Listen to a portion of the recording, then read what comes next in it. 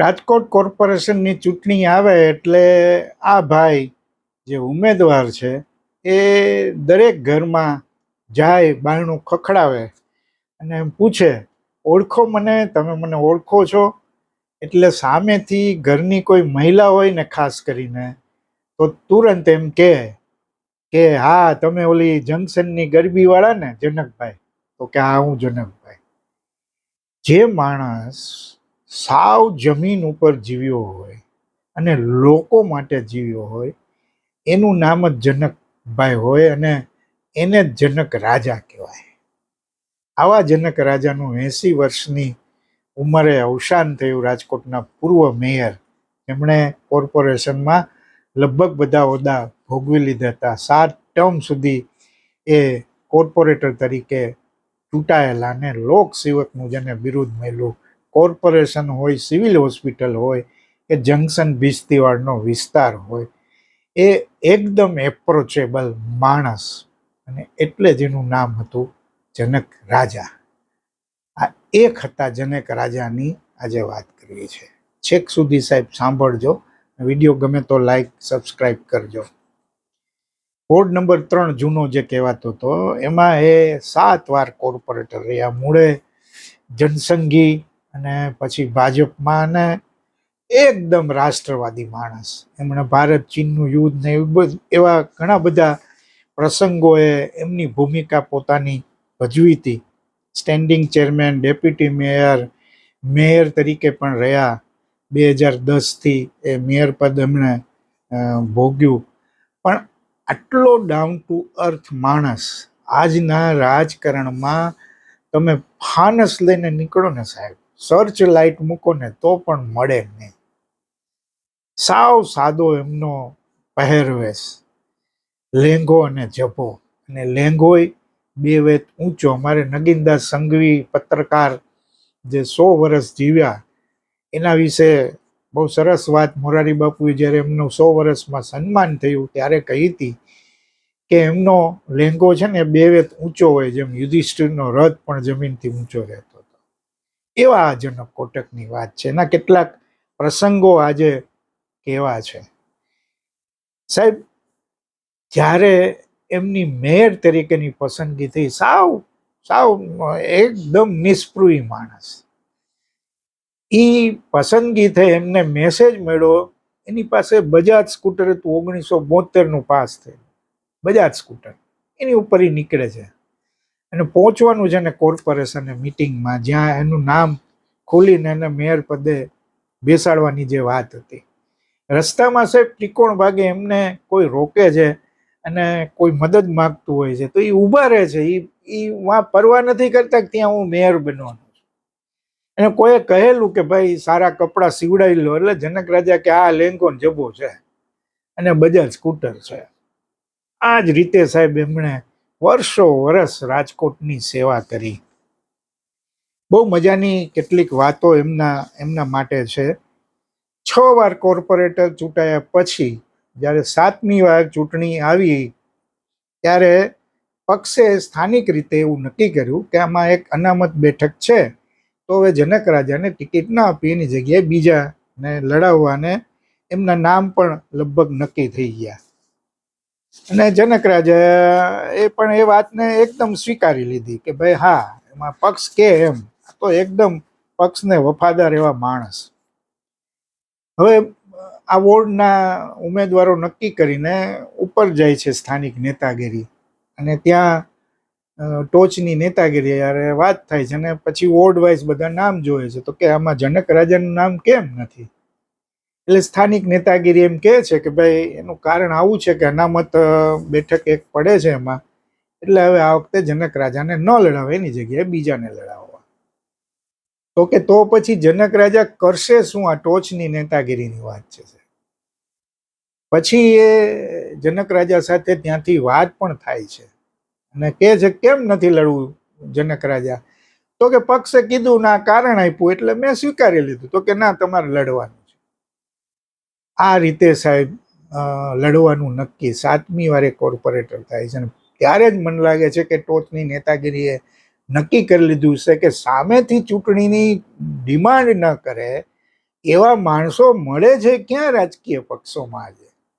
એટલે ત્યારે જ નક્કી થઈ ગયું હશે કે આમને મેયર બનાવવા જોઈએ, અને મેયર બન્યા. એ મજાની વાત એ છે કે એમને ટિકિટ મળી એટલે એમની એમની જગ્યાએ જેનું નામ હતું એને બીજા વોર્ડમાંથી ટિકિટ અપાણી, અને એમના મા બીમાર હતા ત્યારે આ જનક રાજાએ એમ કહ્યું કેટલાક કાર્યકર્તાઓને કે આમનું બરાબર સંભાળી લેજો તમે, એના ઘરે તકલીફ છે, એટલે એને ક્યાંય તકલીફ, એને આવવી ન જોઈએ આંચ, અને એને જીતાવવાના છે.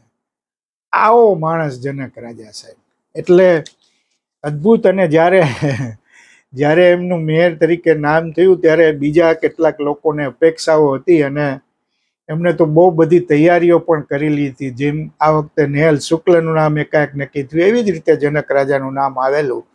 અને કેટલાકે તો નવી ગાડી લીધી હતી ને પોતાના ઘરેથી એમ કે વાજતે ગાતે ફટાકડા ફોડતા ફોડતા કોર્પોરેશને પહોંચશું, એવું બધું ઉપર એવા બધા મનોરથ સાથે એમની તૈયારી હતી. પણ જનક રાજાનું નામ આવ્યું.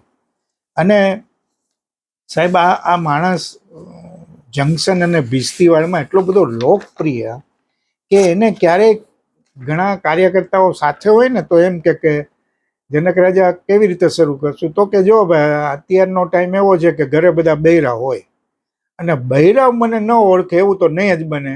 એનું કારણ જંકશન ગરબી, જનસંઘ મિત્ર મંડળની 45-50 વર્ષ જે જૂની ગરબી છે એનું સંચાલન જનક રાજાને બધા મિત્રો કરે. અને આ જ ગરબીમાં તમને જો બરાબર યાદ હોય તો રામલીલા, જે સંજય ભણસાલીની ફિલ્મ હતી, અને એમાં કેટલાક ગરબા અને દાંડિયાના ગીતોમાં ઉપયોગ હતો.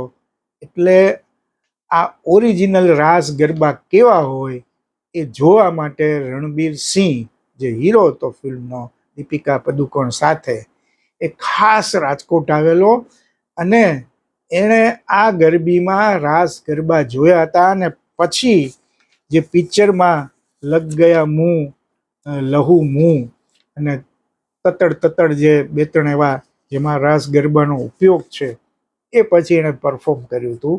એ થેન્ક્સ ટુ જંકશનની ગરબી. અને આ ગરબી તમે જોવા જાઓ પરિવાર સાથે, ઘણીવાર હું પણ ગયો છું, અને જનક રાજાને ખબર પડે કે તમે આવ્યા છો એટલે તમને બેસાડવાની સરસ વ્યવસ્થા કરે, તમને ઠંડુ બંડુ પીવડાવે, ને પછી તમારી આગતા સ્વગતા થાય એટલે તમને પણ એમ થાય કે આપણે કંઈક અહીંયા ગરબી માટે આપીએ. તો તરત જનક રાજા ના પડે કે એમ નહીં, તમે 2-3 વાર ગરબી જોવા આવજો, સંચાલન જોજો, રાસ ગરબા જોજો, પછી નક્કી કરજો, પછી આપણે કોઈ ઉતાવળ નથી.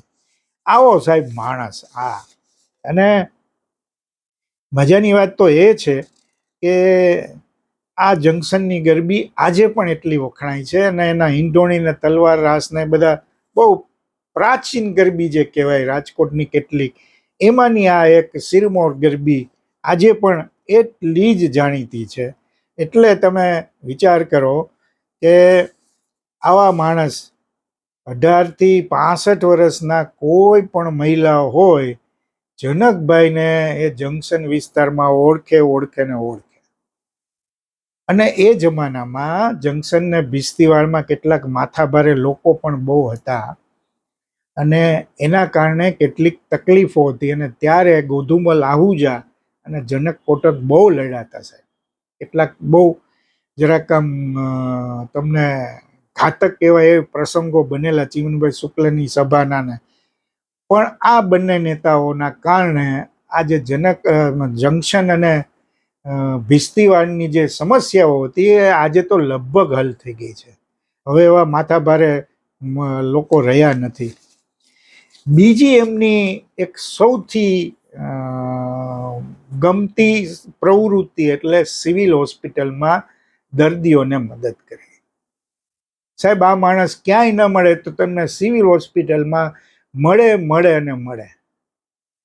એક પ્રસંગ બહુ, એક ભાજપના મિત્રો એ કહેલો છે, કેટલાક ભાજપના મિત્રો સાથે મેં વાત કરી કે ભાજપ કાર્યાલયના એક વિનોદભાઈ ભટ્ટ કરીને હતા, અને અમદાવાદથી પાછા આવતા હશે ને ચોટીલા પાસે કંઈક ગંભીર અકસ્માત થયો, અને એની સાથે એક બીજા પણ ભાજપના કાર્યકર્તા હતા. એમણે અહીંયા રાજકોટ ફોન કર્યો, અને કેટલાક લોકો બેઠા હતા, અનિલભાઈ રમેશ રૂપાપરા ને કિરીટ પાઠક ને એમને ફોન આવ્યો અને કહ્યું કે ભાઈ બચ્ચે એવું લાગતું નથી પણ અમે રાજકોટ આવવાના પ્રયત્ન કરીએ છીએ. એટલે બે લોકો રાજકોટથી ચોટીલા જાય છે. ચોટીલા પહોંચે છે ત્યાં ઓલા કાર્યકર્તા એમ કહે છે કે એમને તો રાજકોટ રવાના કરી દીધા. એટલે પાછો ત્યાંથી, ત્યારે મોબાઈલ ફોન હતા ને એટલે એસટીડી પીસીઓમાંથી જાણ કરવામાં આવે છે. અનિલ દેસાઈ ત્યારે કાર્યાલયમાં બેઠા છે અને અનિલ દેસાઈને કહેવામાં આવે છે કે તમે ત્યાં પહોંચો પોલીસ સ્ટેશન, સિવિલ હોસ્પિટલ, એટલે મૃતદેહની જે પ્રોસેસ પ્રક્રિયા હોય એ પૂરી થાય. પણ સાહેબ અનિલ દેસાઈ પહોંચે એ પહેલા જનક રાજા ત્યાં હાજર હતા. શું કામ? તો ડેડ બોડી ત્યાં પહોંચે છે અને પછી એની વિગતો નોંધવામાં આવે છે. એમાં એમ કહેવામાં આવે છે કે વિનોદભાઈ ભટ્ટ, 5 જંકશન પ્લોટ, આવું એડ્રેસ આવે છે. એટલે પોલીસ વાળા એમ કે છે કે જનક રાજાને બોલાવી લ્યો, એ આને ઓળખતા જ હોય સાહેબ. આવી સાહેબ આની આ લોકસેવાની સુગંધ, એની શાખ એવી. તમે કોઈ પણ સિવિલનું કામ હોય અને જનક રાજા હાજર હોય ને હોય. એટલે જ એમ કહેવાતું હતું કે જનક રાજા ક્યાંય ન મળે તો તમને સિવિલ હોસ્પિટલમાં જરૂર મળે. એટલે આવા જનક રાજા સાવ ભોળા માણસ, સીધા માણસ, સીધી લીટીના માણસ. અને એમને તો પ્રતાપભાઈ કોટક એમના પરિવારના કુલ 5 દુકાન ફટાકડાઓની આપણે બહુ જાણીતી છે, ધર્મેન્દ્ર રોડ ને જંકશન પ્લોટ બંનેમાં. પણ એ જો થડે બેઠા હોય અને કોઈ ઓળખીતું આવે ને સાહેબ તો એ નફો કાપીને ફટાકડા આપી દે. આવા તો અનેક પ્રસંગો. અને ખબર નહીં એમને પરિવાર સાથે એટલું લેણું નહોતું રહ્યું, એમના સંતાન હતા એમની સાથે પણ. અને એવામાં એકવાર એ બીમાર પડે છે સાહેબ, વોકાર્ડમાં દાખલ કરે છે. આપણને દુઃખ એ થાય મને, કારણ કે હું ત્યારે રિપોર્ટિંગ કરતો ને મને બરાબર ખબર છે. તો જનકભાઈ દાખલ કરે છે ને એની પાસે એટલા પૈસા નહીં સાહેબ. કિરીટભાઈ ગણાત્રા અકેલાવાળા લીડ લે છે અને બધા મિત્રોને કહે છે ને એને કહેવાનું આવે છે કે ભાઈ એમનું બિલ બધું આપણે ચૂકવી દઈશું. એ રીતે એમનું આ કહેવાય નહીં પણ જનક રાજાની પ્રીતિ એટલી, ભલે એમની પરિસ્થિતિ એટલી સારી નહોતી પણ. અને તમે નહીં માનો સાહેબ, શહેર ભાજપ દ્વારા એમની કેટલાક નેતાઓ દ્વારા એમની બરાબર પરવા કરવામાં આવતી હતી. દર મહિને કેટલીક રકમ એમને ખાસ પહોંચી જતી. અને જ્યારે ચૂંટણીની વાત આવે ત્યારે વિજય રૂપાણી ને વજુભાઈ વાળા ને આ બધા ત્યારે સંચાલન આખી ચૂંટણીનું કરતા. અને એને કહી દેવામાં આવે કે એમને છે ને થોડાક પૈસાને 2 વાર તો એવું થયું કે ગરબીની સિઝન, નોરતાની સિઝન હોય ને ત્યારે જ ચૂંટણી આવી. એટલે આ વરિષ્ઠ નેતાઓ ખાસ સૂચના આપે કે એને પાર્ટી ફંડમાંથી આપો ને તો એમાં 1-8 લાખ વધારે આપજો. તો શું કામ? તો કે ગરબી વાપરી નાખશે નહીં તરીકે. આ તમે જો 1 લાખ જુદા નહીં આપો ને તો એ પાર્ટી ફંડ તમે જે આપ્યું હશે ચૂંટણીનું ફંડ એમાંથી આમાં વાપરી નાખશે. આવો દુલો માણસ સાહેબ. અને આવો માણસ જાય ત્યારે સાહેબ તમને જરાક ચોટ તો પહોંચે સાહેબ. એ એમની પાસે કીપેડ વાળો ફોન, સાદો જૂનો. અને એમના જે એક રઘુવંશી મિત્ર મારી હાજરીમાં જ થયું હતું, નામ એટલે નથી એટલે હું કે જરા સંકોચ થાય. તો એમ કીધું, મેં કીધું કે જનક રાજા મારે ઇન્ટરવ્યુ કરવાનો હતો. મેં કીધું જનક રાજા આવો ફોન હવે ન વાપરે. તો કે આપણી પાસે ક્યાં છે, આ છે.